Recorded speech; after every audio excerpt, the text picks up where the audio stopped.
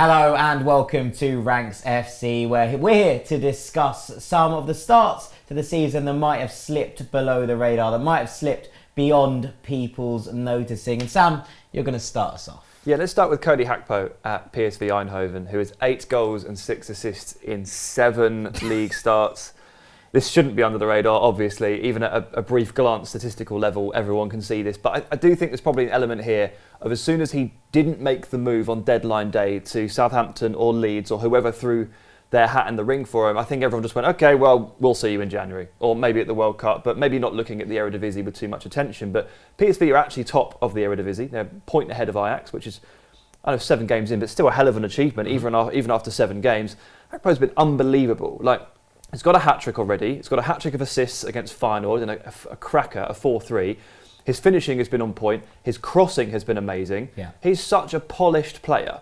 This is a player that if Southampton or Leeds had got it over the line on deadline day would have been completely and utterly transformative. And I would have been looking at Man United and Arsenal and all the others and going, why have you not stepped in here?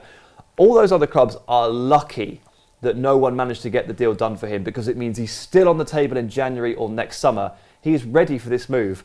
This production level is proving that. I can't wait to see him take the next step in 3 to 6 months' time. Yeah, well, it's one of those, isn't it? I think it's a goal or an assist every 36 minutes so far in the Eredivisie, which is ludicrous numbers. And yes, well done to him for bouncing back. He probably thought he was moving. Yeah. PSV missed out on the Champions League. They lost their qualifier in ludicrous fashion. Let's be honest with you, they should never have lost that 2-legged qualifier. Cody Gakpo would have every right to be a bit down in the dumps early in September. Not at all. He's been absolutely wrecking teams. Yeah. I mean, look, it makes you wonder, okay, Southampton, Leeds, no disrespect, but their chance might have gone. Oh, it's definitely gone. You know, that's the problem they've now got. They'll be like, he did what? He did what? Many? Especially Southampton. Look at Southampton and how desperate they are for goals at the moment. And having somebody like that would have literally changed the course of their season. But if he's in that sort of form, I'm afraid Southampton are just not going to get him. He'll go to a team that's in the top 7. Maybe he just really likes playing in red and white stripes. Maybe. Maybe that's the answer. So he's going to Athletic Club. He's going to Athletic Club, yeah. Has he got any Basque heritage? Can we work that out? It's been a really, really hot start for him. And yeah, I think we'll see him at the World Cup. And that makes life very, very interesting, doesn't it? I'm going to go to Serie A.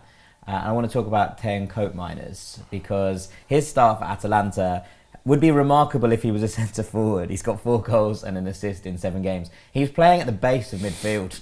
And I think this is such a moment for him. When this move happened, and obviously it was that prolonged transfer saga across the whole of last year, where we spent the entire summer telling people that he'd already moved to Atalanta, and then it finally happened about 3 days before deadline day. Yeah, but alas, it did finally happen. And last year he did fine, but it felt like an integration period, I think, especially for the first half of the season. It wasn't an immediate come in and make a massive difference, and Atalanta struggled last year. It's tough for him when they took a bit of a nosedive. Yeah, exactly, and Atalanta struggled.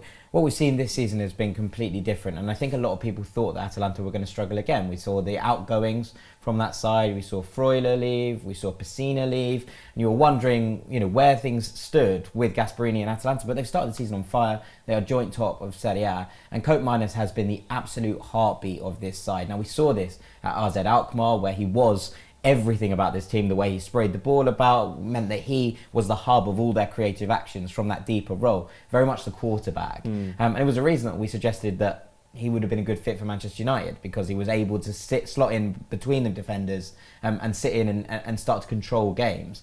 But he's doing this now for Atalanta, and he's getting forward and getting on the score sheet as well. And his complete performances this season in Serie A. Now, obviously, Atalanta don't have to worry about European football. They can be completely single-minded in terms of the league this year. But I've been very, very impressed with Gasperini's men, and he has been a standout player for me so far. Big shock this, actually. Atalanta starting fast, Koopmeiners just blossoming like this. We know he's a good player, obviously, but obviously takes set pieces, which definitely help with the production. Hell of a free kick taker. But still, this is absurd production. Absolutely absurd. I mean, he's got more goals, double the goals Tammy Abraham. Well, there you have it. Tammy's not had a great under the radar bad starts to the season is a different video. Right, Dean, let's go to you. Well, João Palhinha is way better than I realised. I should have listened to you for once. When you said Fulham was signing a good player, I should have listened. He's extraordinary, and I'm really, really worried that he's not going to play for Fulham for very long. Now, well, you're going to get first taste of it, aren't you? You got his booked now. He's got 5 bookings. Yeah. I mean, he's already got 5 bookings. But that's good. He that's picks a up positive. cards like Panini stickers. That's a positive because Fulham, when we're in the Premier League, we don't get stuck in. We're too easy to play against, and this guy gets stuck in. He dictates play. He scores goals. He does absolutely everything. I haven't seen anything like it for years at Fulham. Now, the worrying thing is that whenever this happens, you either end up joining Tottenham or Liverpool about 6 months later. That's my big worry at the moment. I'm like, do not let any scouts into the stadium. Lock the doors, turn the cameras off. Don't only watch these games around the world because this guy's too good for us. And honestly, it's quite clear, isn't it? Like when you're watching the games, like this guy is just maybe not a Mitro, but like. Maybe actually, he might actually be a level up on Mitro. He's phenomenal. I said at the time he was a Champions League player, and I'm not quite sure what he was doing coming to Fulham.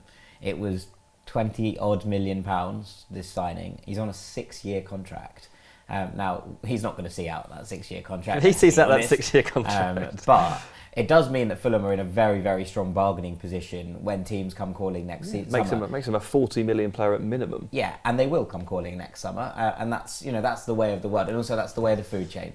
Fulham are a newly promoted side. I mean, currently the 6th. Get European football, maybe he'll stay. But I can't see that coming, around. But I do think that that's a very clever bit of business, putting him on a very long-term contract. He seems to love it. Now, that's part of it. He is just a very passionate player. But you watch his interviews and you see how he speaks about being part of the club, and his reaction to Mitrovic scoring the winner in the derby was quite special. It's a way to become a cult hero really quick. He's popped up with 2 goals already, which is important because Fulham don't have that many goals from central midfield areas, and ultimately I think he's quickly becoming a cult hero at Fulham now. Whether we get him for very long or not is a different question. Just but enjoy right the now, ride. Enjoy this because João Palhinha is one of the standout defensive midfielders in the Premier League, and he's playing for Marco Silva's Fulham. Yeah, unbelievable stuff.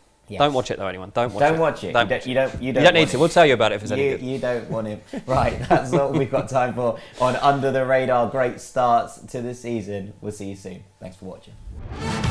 If you've enjoyed this video, make sure you like and subscribe for more from us at Ranks FC.